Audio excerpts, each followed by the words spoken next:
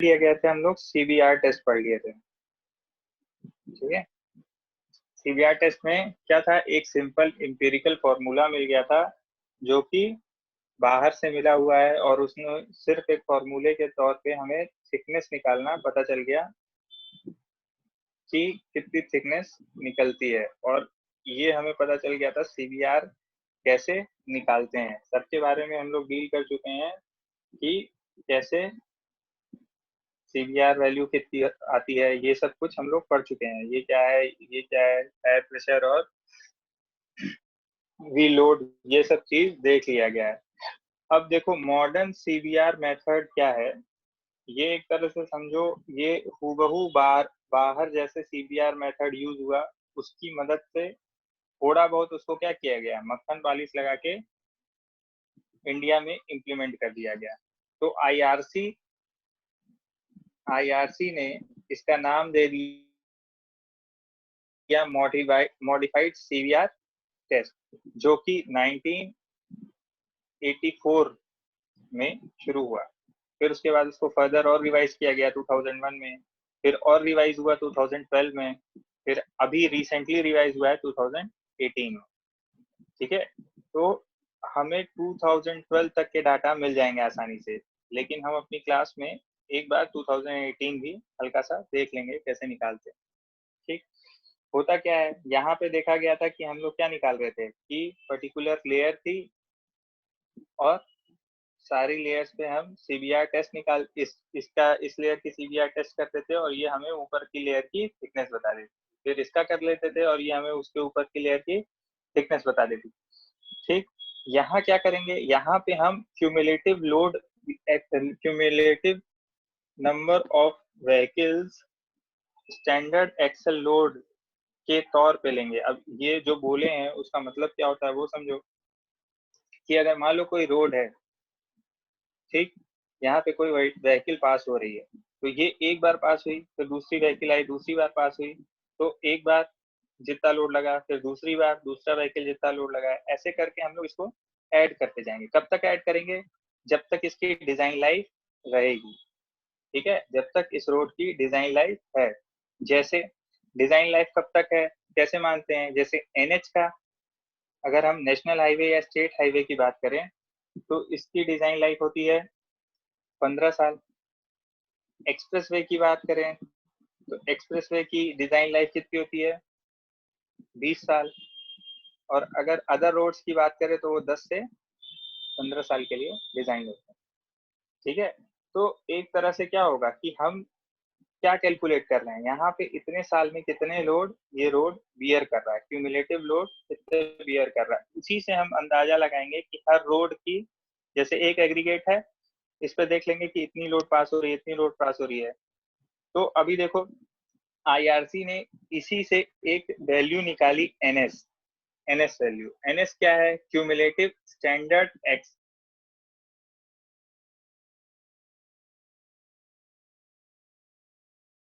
Load, cumulative standard axle एक formula बताया।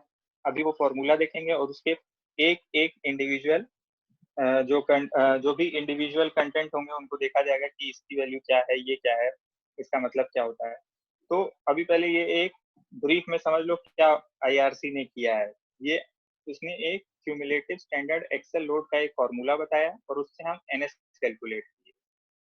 NS क्या है कि हमें बता दिया क्यूमुलेटिव नंबर ऑफ व्हीकल्स, कि जितने स्टैंडर्ड एक्सेल लोड लग रहे हैं वो, उससे हमें अंदाजा लग जाएगा कि कितने नंबर ऑफ व्हीकल्स हैं ये, ठीक है, ये कितने नंबर ऑफ व्हीकल्स हैं, ठीक। तो ये यूनिट किस में रहेगी, इसकी यूनिट क्या होगी, ये क्वांटिटी है तो बिना यूनिट के रहेगी। जैसे 10 व्हीकल हो गए, 20 व्हीकल हो गए, 30 व्हीकल हो गए, तो ये वैल्यू जो भी आएगी वो क्या रहेगी, एक नंबर फॉर्म में रहेगी, जैसे 100, 200, 1000, 1500, ठीक है, ये एक नंबर फॉर्म में आ जाएगा।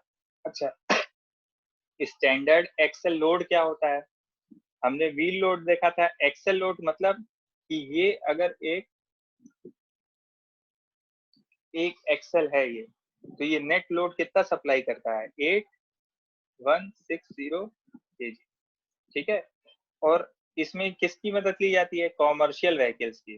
ठीक है, अभी फॉर्मूले में देखेंगे तो कॉमर्शियल व्हीकल किसको कहते हैं? कॉमर्शियल व्हीकल उसको कहते हैं जिसका वेट जो है आईआरसी ने बोल दिया है कि 3 टन से अधिक है। ठीक है, 3 टन से अधिक वेट वालों को क्या कर देते हैं, उसको कॉमर्शियल व्हीकल में काउंट कर लेंगे। ठीक, ये हो गया, ये क्लियर है? ठीक है, इसको कहते हैं हम एक्सेल लोड। एक्सेल लोड ये क्या है? ये एक सिस्टम है, 2 टायर्स लगे हुए हैं, कुछ इसी तरह का एक होगा सिस्टम। 2 टायर्स लगे हैं तो ये कितना सप्लाई कर रहा है? 8160 kg। और अगर हम कॉमर्शियल व्हीकल की बात करें तो ये 3 टन से ऊपर अगर सप्लाई कर रहा है लोड तो हम उसको क्या करेंगे कि ये कॉमर्शियल व्हीकल है। ठीक है, आईआरसी ने ये रिकमेंड किया है। सब कुछ देखो, जब हम कोड के बारे में पढ़ते हैं तो कोड एक फॉर्मूला दे देता है। वो किस बेसिस पे फॉर्मूला होता है? वो ऑब्जर्वेशन बेसिस पे होता है। ठीक है, ऑब्जर्वेशन बेसिस पे होता है, और या फिर किसी चीज को मॉडिफाई किया गया है। जैसे इस केस में क्या है कि इस फॉर्मूले को और अच्छे से मॉडिफाई कर दिया गया है। ठीक, तो अभी जैसे देखो ये फॉर्मूला है 365A 1 प्लस आर के power n minus 1 D into F by R. ठीक, अब देखो ये एक मॉडर्न सीबीआर फॉर्मूला, ये किसने दिया? आईआरसी ने दिया। ठीक है, ये तुम्हारे कोर्स में है तो देखो, इसको थोड़ा ध्यान से देखना है। एक तो ये लेटेस्ट है और इस पे कुछ हद तक डिजाइनिंग भी होती है अपने यहाँ, तो इसलिए ये जो मेथड है वो कुछ ज्यादा ही इम्पोर्टेंट है। तो ये फॉर्मूला आईआरसी ने हमें रिकमेंड कर दिया है। अब इसमें देखो सारे इंडिविजुअल वैल्यूज कितने कितने अननोन है। एनएस के बारे में पता चल गया, ये क्या है? ये क्या बताता है? Cumulative standard axle. ये क्या बताता है? नंबर ऑफ व्हीकल्स बताता है कि जो स्टैंडर्ड लोड एक्सेल प्रोवाइड कर रहे हैं रोड पे। ठीक है, तो ये नंबर ऑफ व्हीकल्स हमें बता देगा। अब ए की बात करते हैं, ए क्या है? ए देखो क्या है, ए बताता है कि number of vehicles per day. Number of vehicles per day कब तक? डिजाइन लाइफ तक। तो ए की बात की जाए तो ये क्या हो जाएगा? जैसे पहले दिन उस पर 10 व्हीकल गए, दूसरे दिन 10 और गए, तो कितना हो गया? 20 व्हीकल। ऐसे ही कब तक? जब तक डिजाइन लाइफ है तब तक। ठीक, ए की वैल्यू समझ में आई? बोलो।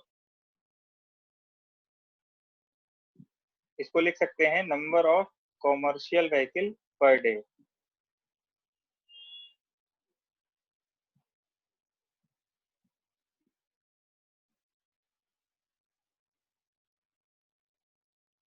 ठीक है, अब ये कैलकुलेट कैसे करते हैं? Number of commercial vehicle per day. अगर मान लो 15 साल के लिए हमें डिजाइन करना है, तो हमें तो आज का पता होगा ना, आज कितनी गाड़ियां गई हैं। 15 साल के बाद, 15 साल जो आने वाला है उस समय थोड़ी ना पता रहेगा कि कितने गाड़ियां जाएंगे। हो हूबहू वही फॉर्मूला यहाँ पे है। अब देखो ये क्या है? P1 plus are power x. ठीक है, अब देखो आर क्या है? ये ग्रोथ रेट है कि कितनी गाड़ियां पर एनम बढ़ रही हैं। पी क्या है? प्रेजेंट टाइम में कितनी नंबर ऑफ व्हीकल्स गई हैं। जैसे लास्ट काउंट, अगर मान लो हमारा लास्ट काउंट जब भी का होगा, कल का अगर लास्ट काउंट होगा, तो हम पी की वैल्यू उतनी नंबर ऑफ कॉमर्शियल व्हीकल रखेंगे। आर क्या है? Growth rate. पी क्या है? लिख लो। देखो P number of commercial vehicles, number of commercial vehicle per day. और ये कितना है? कब का है? ये लास्ट काउंट का है, एट लास्ट काउंट। लास्ट या लेटेस्ट काउंट लिख सकते हैं। ठीक है, आर क्या है? ये है होता है तुम्हारा growth rate, rate of growth of traffic, rate of growth of traffic. अब ये क्या है? Rate of growth of traffic. देखो, rate of growth of traffic मतलब ये होता है कि आज अगर रोड पे 100 गाड़ियां चल रही हैं, तो एक अंदाजन हम मान लेते हैं कि 5 से 7%, 5 to 7% इंक्रीमेंटल इंक्रीज होगा व्हीकल का अगले साल। ठीक है, 5 से 7% इंक्रीज होगा अगले साल व्हीकल में। अगर आज हमारे रोड पे 100 व्हीकल चल रही हैं, तो अगर हम पूछे अगले साल अंदाजन कितनी गाड़ियां बढ़ जाएंगी, तो कितने बताओगे? 5 to 7%। समझ में आया? आर की वैल्यू समझ में आई? पी की वैल्यू समझ में आई?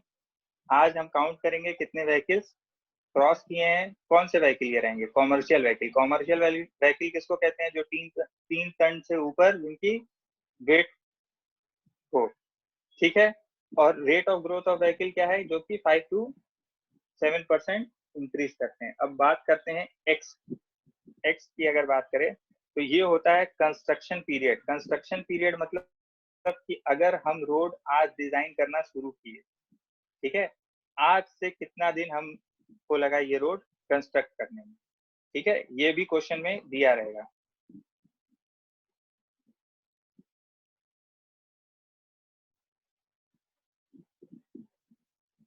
एक एक क्वांटिटी को ध्यान से समझते जाओ, ये फॉर्मूला अपने आप समझ में आ जाएगा। ये फॉर्मूला एक एम्पिरिकल फॉर्मूला है जो कि सिंपल किसने दे दिया, आईआरसी ने हमें दे दिया है, ठीक है। तो अभी देखो एनएस समझ में आ गया, ए समझ में आ गया। ए क्या है, number of commercial vehicle per day. और ए निकालते कैसे हैं कि मान लो कंस्ट्रक्शन आज शुरू हो गया, ठीक, तो उस दिन कितनी कॉमर्शियल व्हीकल्स पास हुई हैं, ठीक, नंबर ऑफ कंस्ट्रक्शन पीरियड कितना लगा है, रेट ऑफ ग्रोथ 5 से 7%। अगर ये क्वेश्चन में नहीं दिया होगा, अगर ये क्वेश्चन में आर की वैल्यू नहीं दी रहती, अक्सर नहीं दी रहती है, तो हम उसको ले लेते हैं 7.5%।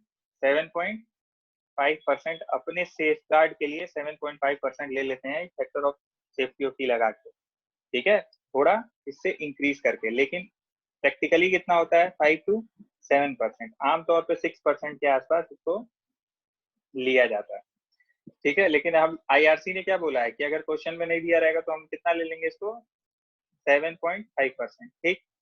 अब आते हैं नेक्स्ट क्वांटिटी पे। नेक्स्ट क्वांटिटी, अब ए हो गया, आर समझ में आ गया, एन क्या है। एन देखो क्या है, एन है डिजाइन लाइफ। एन है डिजाइन लाइफ। अभी बताया है कि अगर हम एनएच या एसएस डिजाइन कर रहे हैं तो उसकी डिजाइन लाइफ कितनी होगी, 15 साल। कोई अगर एक्सप्रेस पे डिजाइन कर रहे हैं तो उसकी उसकी डिजाइन लाइफ कितनी होगी, 20 years। और कोई अदर रोड कर रहे हैं तो वो 10 से 15 10 से 15 years, ठीक है। ये क्लियर है, क्वेश्चन में ये भी दिया रहेगा, ठीक। अब एन क्लियर हो गया तो आओ डी पे। देखो डी और एफ ये दोनों कंसेप्चुअल चीज है, और 1984 से 1984 से लेके जब भी रिवीजन हुआ है तो इन्हीं दोनों की वैल्यू थोड़ी थोड़ी मॉडिफाई की गई, ठीक है। तो डी क्या है पहले ये देखो, फिर डी के बाद देखते हैं एफ क्या है। एफ की वैल्यूज हमेशा क्वेश्चन में दी रहेगी, लेकिन थोड़ा बहुत कॉन्सेप्ट से भी समझा जाएगा कि ये है क्या एफ, ठीक है। तो डी देखो क्या है, डी है लेन डिस्ट्रीब्यूशन फैक्टर। लेन डिस्ट्रीब्यूशन फैक्टर। अब लेन डिस्ट्रीब्यूशन फैक्टर क्या होता है ये समझो। जैसे मान लो अगर हम कोई रोड बनाए, ठीक है, अब यहाँ पे सिंगल लेन है, सिंगल लेन रोड है, तो कोई एक रोड, एक गाड़ी यहाँ से पास हो रही है, ठीक। दूसरी गाड़ी जब ये पास हो गई, जब दूसरी गाड़ी आएगी तो ये दोबारा से इसी पे, ये कुछ पर्टिकुलर एरिया पे दोबारा से ये लोड जो है रिपीट होगा कि नहीं, ये दोबारा से रिपीट होगा इस एरिया में लोड। तो इसी को लेन डिस्ट्रीब्यूशन फैक्टर। अब अगर ये मान लो सिंगल लेन है और ये अगर डबल लेन हो गई, एक लेन इधर से गई, एक लेन गाड़ी एक इधर जाने वाली इधर से जा रही है, इधर से आने वाली आ रही है, तो ये क्या लोड क्या हो गया, डिस्ट्रीब्यूट हो गया। अभी यहाँ क्या हो रहा था, लोड जो है वो एक ही जगह पास हो रहा था, लेकिन यहाँ क्या हो रहा है, लोड जो है वो डिस्ट्रीब्यूट हो गया है। ऐसे ही थोड़ा और देखेंगे तो जब मान लो इसको और एक्सपेंड किया गया, अगर 4 लेन हो गया तो ये क्या होगा, 2 इधर जा रही हैं और 2 इधर जाती हैं, ठीक है।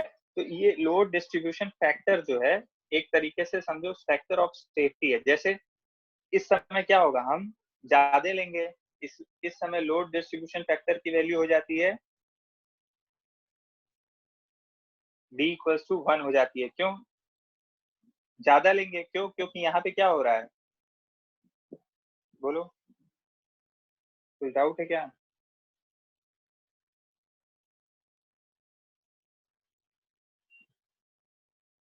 ठीक है, देखो यहाँ पे क्या हो रहा है कि यहाँ पे लोड जो है वो एक ही एरिया पे कई बार लग रहा है, तो हम ये फैक्टर सबसे हाईएस्ट ले लिए।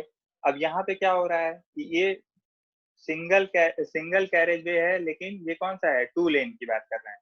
तो यहाँ पे डी की वैल्यू हो जाती है 0.75, ठीक है। और यहाँ पे क्या हो रहा है, लोड थोड़ा ज्यादा डिस्ट्रीब्यूटेड है, तो इसमें थोड़ा और कम हो सकता है डी की वैल्यू, तो ये हो जाती है 0.40, ठीक है।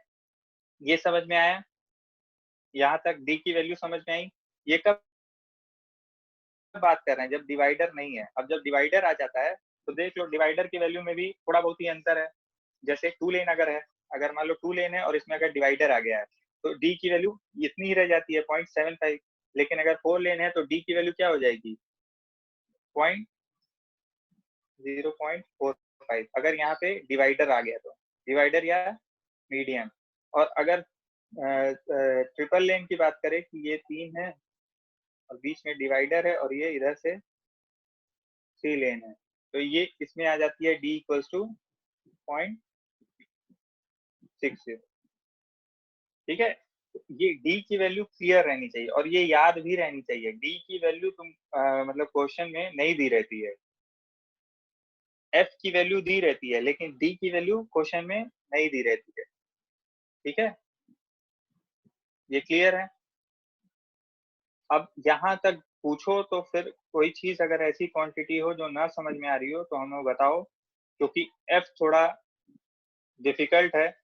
हालांकि बीटेक लेवल पे एफ बहुत आसान है, क्वेश्चन में दे देता है, एफ का कोई मतलब नहीं है मेरे पढ़ाने का, ना पढ़ाए तो भी चल जाएगा, लेकिन एफ जो है वो दिमाग में एक बेस बना के चलो कि होता क्या है। अभी तक यहाँ देखो, ये फॉर्मूला है मेन, इसमें एनएस की वैल्यू पता है हमें क्या होता है, ए पता चल गया है, आर एन डी ये सब पता है, बस एफ बचा है। अब इस यहाँ तक कोई भी दिक्कत हो तो पूछो, कोई भी दिक्कत हो तो पूछो।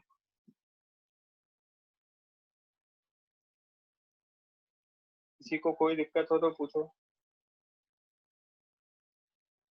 नहीं हो तो यस सर नो सर कुछ लिखो कि लगे समझ में तो आ रहा है एटलीस्ट। क्लियर है सर, बाकी सबको, बाकी सबको, क्योंकि देखो इसी पे क्वेश्चन आता है। अगर अच्छा क्वेश्चन बनाना होगा तो हम इसी को यूज करेंगे, क्यों बताओ। क्लियर है, ठीक है सर। चलो तो फिर अगर ये मान लेते हैं बाकी सबको भी क्लियर है, करेंगे तो एफ होता है व्हीकल डैमेज फैक्टर। अब ये समझो क्या होता है व्हीकल डैमेज फैक्टर, ये पूरी तरह से क्वेश्चन में दिया रहेगा, व्हीकल डैमेज फैक्टर की वैल्यू इतनी होती है, कहीं से भी ये तुमको निकालने की जरूरत नहीं पड़ेगी। लेकिन चूंकि इसका नाम है और कोड में नाम दिया हुआ है, तो हम ये समझ लेते हैं कि ये होता क्या है। व्हीकल डैमेज फैक्टर का मतलब ये होता है कि आपकी व्हीकल जो लोड कैरी कर रही है वो हमारे रोड को किस रेशियो में नुकसान पहुंचा रही है, ठीक है। किस रेशियो में सर, क्या ये आई वैल्यू सेम, किसी ने कुछ पूछा है सर, क्या आर की वैल्यू सेम है एच, मतलब आर की वैल्यू सेम है, न्यूमिनेटर और डिनोमिनेटर की बात कर रहे हो, आर की वैल्यू सेम ही होगी और क्या। यहाँ नीचे ऊपर दोनों मतलब जो भी आर लिखा है वो सेम है। रेट ऑफ ग्रोथ अगर दिया होगा तो ठीक है, मतलब 5 to 7%, अगर नहीं दिया होगा तो हम क्या लिखेंगे, 7.5% ले लेंगे बढ़ा के। आर की वैल्यू क्या है, ग्रोथ रेट है एक तरह से। किसी रोड पे इस साल की बात कर रहे हैं, जब हम नेक्स्ट ईयर की बात करेंगे तो नंबर ऑफ व्हीकल्स इंक्रीज करेंगे, और नंबर ऑफ व्हीकल इंक्रीज करेंगे तो हम उसको 5 to 7%। हाँ हाँ, ए निकालने में भी आ रहा है, वो ए वही है। आर की वैल्यू हर जगह सेम है, सारी जगह आर की वैल्यू सेम होगी। और ये डाटा कैसे आया है 5 to 7%, ये आरटीओ देता है कि इतनी, मतलब ऑन एवरेज इतनी गाड़ियां एक्सीड कर गई हैं, ठीक है। हर साल 5 से 7% गाड़ियां अधिक बिक गई हैं, ठीक। तो ये आरटीओ ने दिया है कि हमें हर हर साल जो है आरटीओ हमें एक बताता रहता है, तो ऑन एवरेज हम लोग ये मान लिए हैं, ठीक है। तो अब व्हीकल डैमेज फैक्टर को समझो। व्हीकल डैमेज फैक्टर होता क्या है? व्हीकल डैमेज फैक्टर का मतलब ये है कि वो एक रेशियो बता दिया कि अगर मान लो एक्सेस लोड ट्रांसफर हो किया जा रहा है हमारे रोड पे, तो वो किस तरह का, कौन से रेशियो में उसको मल्टीप्लाई करेंगे। तो जैसे देखो इसमें क्या होता है कि अगर हम किसी ट्रक की बात करें, देखो कोई लेना देना नहीं है इसको, अगर नहीं समझ में आएगा तो इसकी वैल्यू दी रहेगी। व्हीकल डैमेज फैक्टर क्लियरली लिखा रहेगा कि एस की value vehicle damage factor equals to 1.5 या 2.5 या 0.75, ऐसे वैल्यू दी रहती है। समझ में आ जाए तो ठीक, नहीं समझ में आए तो कोई बात नहीं, ठीक है। इसको एक बार और देख लेंगे, कभी क्लास में देख लेंगे, कोई दिक्कत नहीं आएगी। लेकिन एक बार ये बस समझ लो कि व्हीकल डैमेज फैक्टर का मतलब होता क्या है। व्हीकल डैमेज फैक्टर का मतलब ये है कि हमारे रोड को किस रेशियो में वो नुकसान पहुंचा रहा है। कॉमर्शियल व्हीकल की बात कर रहे हैं तो कुछ इस तरीके से उसका सेटअप रहता है। जैसे देखो पहले आगे एक एक्सेल लगा रहेगा, उसके पीछे देखते होगे 2 एक्सेल और लगे रहते हैं, ये एक फैक्टर होता है। तो अगर हम इसमें इक्विवेलेंट एक्सेल लोड फैक्टर निकालें, एक टर्म आता है इक्विवेलेंट एक्सेल लोड फैक्टर, लिख लो इसको, इक्विवेलेंट एक्सेल लोड फैक्टर। इसकी वैल्यू क्या होती है ये देखो, इसको एम्पिरिकली ऐसे एल बाई एल एस, ये एल एस क्या है? स्टैंडर्ड एक्सेल लोड के पावर 4, ये होता है इक्विवेलेंट एक्सेल लोड फैक्टर। तो ये क्या है वैल्यू? इस फॉर्मूले में जो पर्टिकुलर लोड ट्रांसफर हो रहा है, ये अरेंजमेंट जो लोड ट्रांसफर कर रहा है और साथ में स्टैंडर्ड लोड जो सप्लाई किया जाता है उसके बाई 4 कर देंगे तो हमें पता चल जाएगा। अब देखो ये अरेंजमेंट की बात की जाए तो इसमें स्टैंडर्ड लोड कितना है? 68। तो एल यहाँ पे क्या हो जाएगा? अगर हम ई ए एल एफ की बात करें तो वो क्या हो जाएगा? ई 68 यानी लोड बाई 68 के पावर 4, ठीक है। ऐसे ही इसका स्टैंडर्ड लोड क्या हो जाएगा? इसका स्टैंडर्ड लोड 80 हो जाता है। ऐसे ही एक टेंडम टेंडम एक्सल होता है। टेंडम एक्सल का क्या है कि 2 अरेंजमेंट बना देते हैं ऐसे,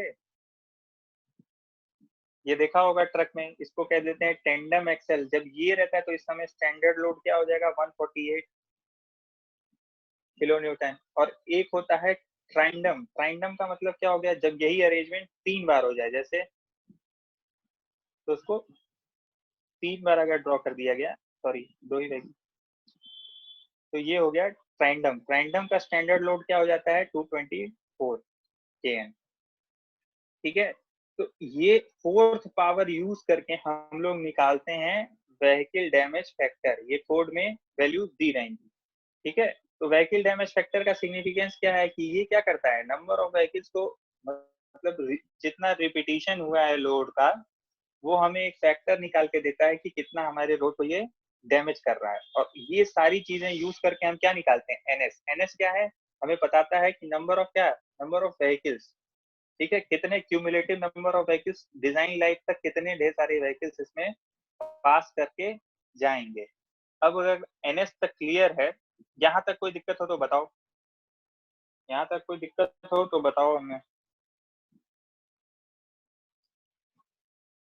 कोई वैल्यू ऐसी हो जो ना समझ में आ रही हो, या क्या है, कोई नई चीज हो जो, ठीक है।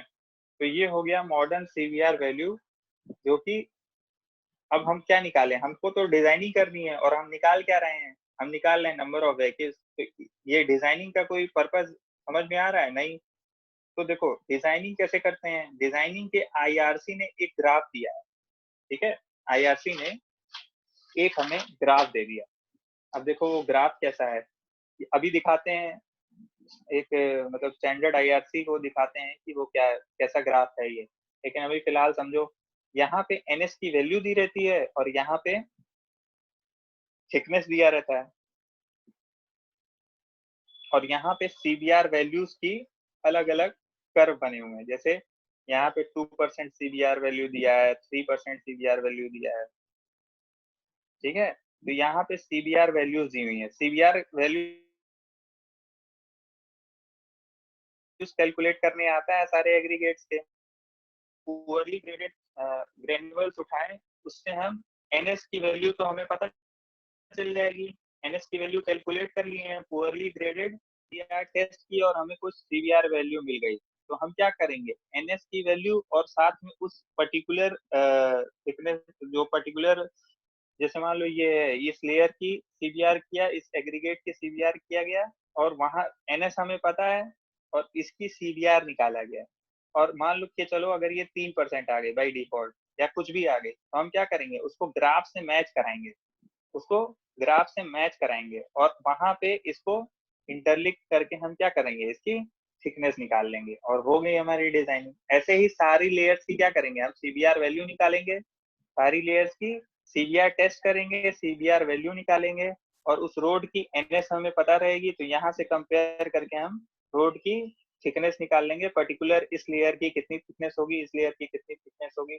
तो क्या हो रहा है, इसमें हम एग्रीगेट का भी टेस्ट कर ले रहे हैं, और साथ साथ हम क्या, इसको एक अच्छे से डिजाइन भी कर ले रहे हैं। ठीक है, अब बताओ, अब डिजाइनिंग यहाँ तक कंप्लीट हो गई। अब बताओ यहाँ पे कोई दिक्कत हो तो हम एक सेकंड, जो स्टैंडर्ड है, जो स्टैंडर्ड इसका ग्राफ बना हुआ है, तो वो दिखाते हैं तुम लोग को। ठीक है, कि कोड में कैसा ये ग्राफ बन के शो किया हुआ है, वो देख लो एक बार। और हाँ, अगर क्वेश्चन पूछा तो वो ग्राफ दिया रहेगा, या तो वो टेबुलर फॉर्म में मेंशन कर देगा कि इतने परसेंट सीबीआर के लिए इतना थिकनेस, या इतने परसेंट सीबीआर के लिए एनएस की वैल्यू दी रहेगी, ऐसे एनएस की वैल्यू ये है, और साथ में सीबीआर की वैल्यू दे दी रहेगी ये, और थिकनेस दिया रहेगा।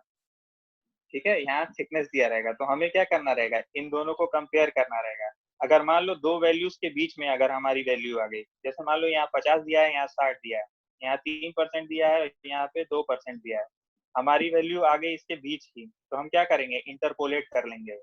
इंटरपोलेशन नहीं आता होगा तो आज इंटरपोलेशन सब लोग सीख लेना, नहीं आएगा तो कल बताना, हम इंटरपोलेशन भी एक बार बता देंगे, लेकिन इंटरपोलेशन देख लेना। जैसे दो वैल्यूज के बीच में अगर कोई वैल्यू आ जाएगी तो उसको क्या करेंगे, इंटरपोलेट कर देते हैं। ठीक है, चलो अब देखो ये क्या है, यहाँ तक क्लियर है, थिकनेस निकालने, कैसे थिकनेस निकालेंगे, यही होता है तुम्हारा पूरा डिजाइनिंग। अब यहाँ पे कोई डाउट हो तो सोचो 2 मिनट, तब तक हम एक सेकंड में देखते हैं कहाँ पे है ये तुम्हारा कोड। ठीक है, तुम लोग को एक बार दिखा देते हैं।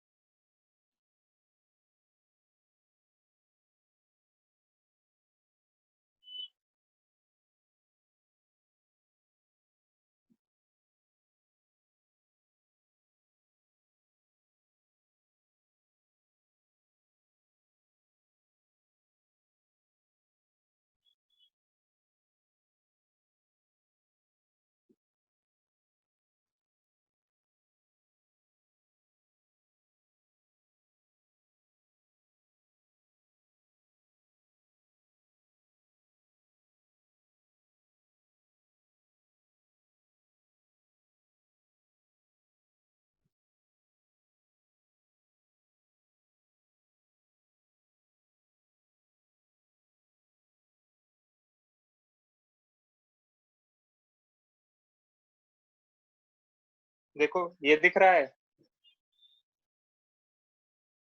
बोलो यस या नो, दिख रहा है कि नहीं ये?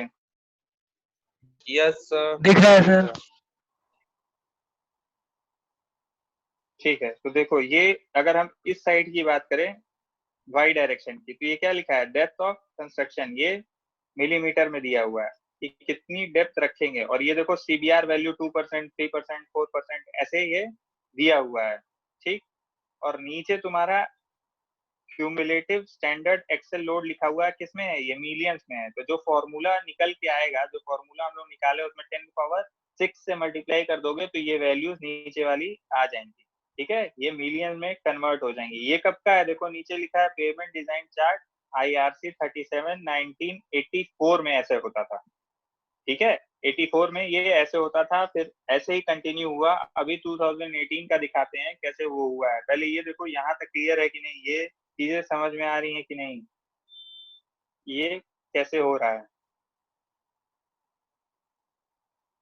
समझ में आया? अगर मान लो कोई भी यस सर, आ गया। वैल्यूज हमको लेना रहेगा तो हम क्या करेंगे कि यहाँ पे ऐसे मैच कराएंगे और साथ में एक इधर देख लेंगे थिकनेस कितनी हुई, ठीक है? ऐसे हम थिकनेस निकाल लेते हैं पर्टिकुलर हर लेयर की, ठीक है? अब अगर ये क्लियर है तो देखो अब 2018 ये कहीं बुक में नहीं मिलेगा, अभी रिसेंटली ये जसवंत खन्ना में भी नहीं होगा, देखो पता नहीं और किसी बुक में, जो रिवाइज्ड बुक होंगी उसी में मिल पाएगा। तो देखो उसमें अभी जो बात किया जाए कि 2018 में कैसे शो हो रहा है, तो वो देखो एक तरीके से, हाँ ये दिख रहा है,